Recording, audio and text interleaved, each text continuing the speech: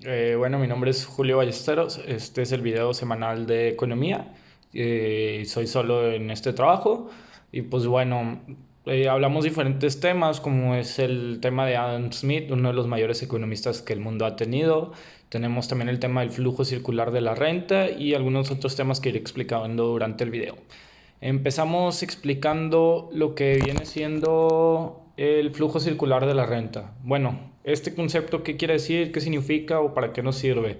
Bueno, el concepto circular de la renta explica que consiste en dos tipos de mercados. ¿Quiénes son los compradores y vendedores en cada mercado? ¿Y qué es lo que se vende y se compra? Según Philip Kotler, la economía moderna opera con base en el principio de la división del trabajo, donde cada persona se especializa en la producción de algo, recibe una paga y con su dinero adquiere las cosas que necesita. Por consiguiente, los mercados abundan en la economía moderna.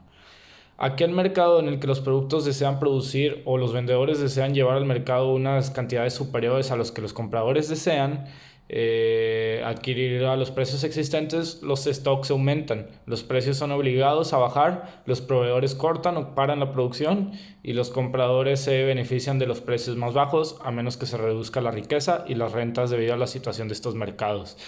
Es súper sencillo, es dependiendo de cómo se comporte el mercado, es que cada uno se va a beneficiar. Obviamente siempre va a haber alguien que salga un poquito más ganador que el otro, pero lo que se busca es que se beneficien los dos. A más consumo de las familias, más puestos de trabajo. Sí, porque la gente tiene más demanda de productos, por lo tanto hay que crear más puestos de trabajo para cumplir la demanda de productos. Entonces eso es un poquito cómo funcionaría lo que es el flujo circular de la renta. Y bueno, pues ahora vamos a hablar de Adam Smith.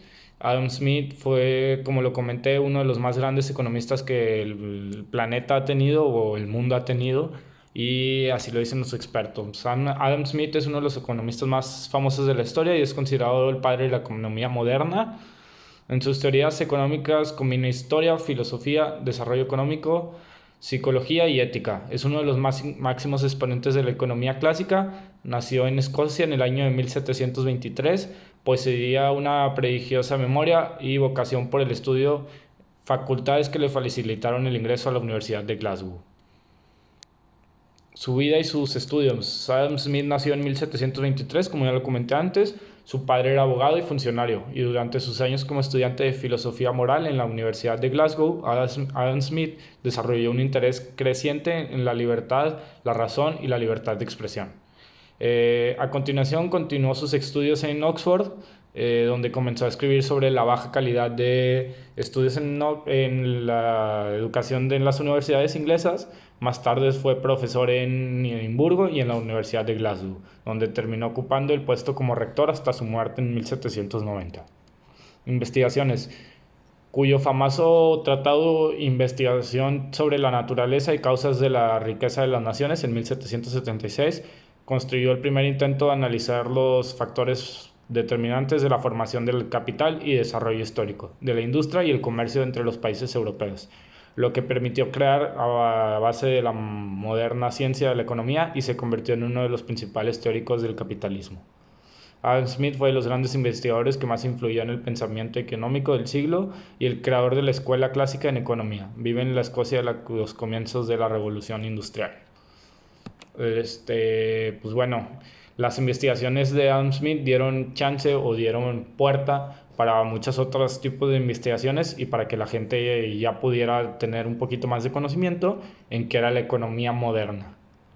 El mundo ya estaba cambiando, estaba entrando la revolución industrial, entonces ya necesitábamos tener un pensamiento más modernista sobre nuestra economía y cómo iba tratando. Luego tenemos el tema de la mano invisible, que bueno, la mano invisible es un concepto economista o de economía, que sirve para diferentes cosas, pero a rasgos sencillos o a sencillos rasgos, perdonen. La mano invisible es una metáfora económica creada por el filósofo Adam Smith, el mismo que comenté anteriormente, que expresa la capacidad de ayudar al libre mercado. Fue acuñada en su teoría los sentimientos morales y la popularizada gracias a su obra magna. Las riquezas de las naciones, a pesar de que solo aparece una vez, en cada uno de sus dichos textos. Un ejemplo súper rápido para ver cómo funciona el concepto de la mano invisible. En un trabajo que yo hice para la misma clase, teníamos un pueblo muy alejado de otros pueblos, por así decirlo. O sea, el pueblo más cercano estaba a 2 horas. Entonces este pueblo tenía nada más una cafetería, en donde era el único lugar donde se podía adquirir café.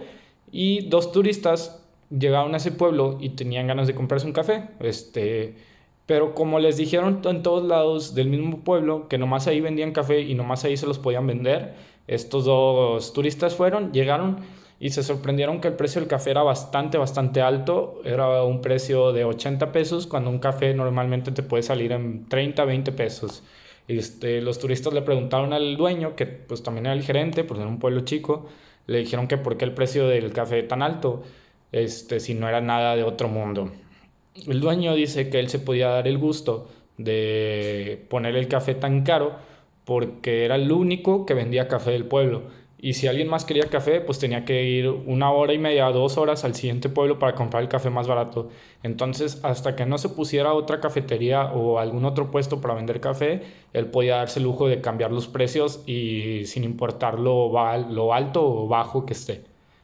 Entonces, pues bueno, así es más o menos cómo funciona el concepto de la mano invisible. Estos fueron los temas que vimos esta semana en la clase de economía y muchas gracias.